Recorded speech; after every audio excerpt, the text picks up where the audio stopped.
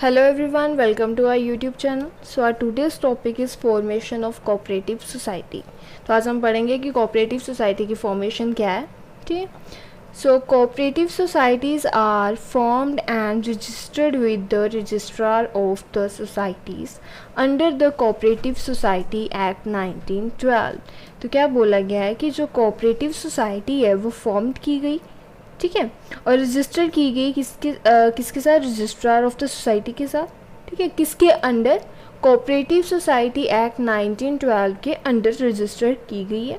So thus there is no major difference in the procedure for registration of a cooperative society in India. तो क्या बोला गया है कि जो इंडिया में जो रजिस्ट्रेशन का प्रोसीजर है कोऑपरेटिव सोसाइटी का वो काफ़ी ज़्यादा बड़ा नहीं है, ठीक है. So the following information will be furnished in the application. कुछ information है जो application में लिखी जाती है, वो क्या है उसके बारे में हम पढ़ेंगे, ठीक है. So first step is name of the proposed society. जो society है, ठीक है, उसका नाम क्या है, ठीक है, वो लिखा जाएगा सबसे पहले उस application में. सेकेंड क्या लिखा जाएगा, names and address of the 10 adult person. जैसे कि हमें पता है कि कोऑपरेटिव सोसाइटी में 10 अडल्ट लोग जो हैं वो मिलकर इस सोसाइटी को रन करते हैं. तो उन लोगों के नाम और उनका पता वो सारा क्या लिखा जाएगा, इसमें एप्लीकेशन फॉर्म में लिखा जाएगा, ताकि कल को कोई डिफ़िकल्टी ना हो उनके बारे में जानने के लिए. नेक्स्ट है objective of the propose society. मतलब अगर हमने सोसाइटी को ऑर्गेनाइज़ किया है, मतलब फॉर्म किया है, तो उसका कोई ऑब्जेक्टिव भी तो होगा. तो उसका जो मेन ऑब्जेक्टिव क्या है सोसाइटी का वो लिखा जाएगा. नेक्स्ट आएगा हमारे पास details of the share capital. Share capitals की सारी डिटेल्स लिखी जाएंगी. Rights, duties and liabilities of the members.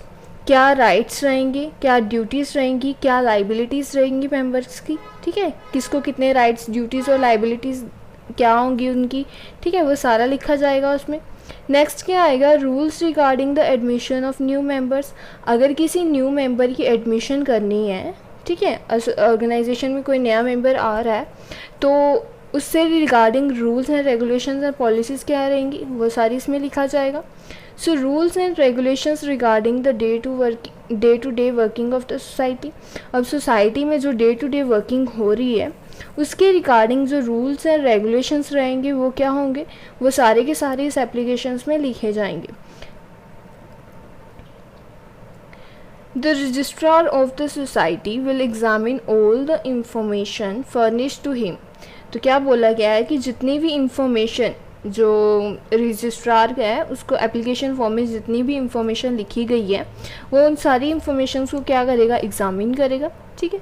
If he finds it satisfactory he will register the cooperative society. अगर उसके अकॉर्डिंग सारी इंफॉर्मेशन सही है, ठीक है, तो वो क्या करेगा, उस कोऑपरेटिव सोसाइटी को रजिस्टर कर देगा. After registration the society will become a separate legal entity. Registration होने के बाद जो सोसाइटी है वो क्या हो जाएगी, एक सेपरेट लीगल एंटिटी बन जाएगी, ठीक है, और इसकी क्या हो जाएगी, कंप्लीट रजिस्ट्रेशन हो जाएगी. With this our topic is finish. Thank you for watching our video. Please share and subscribe the channel.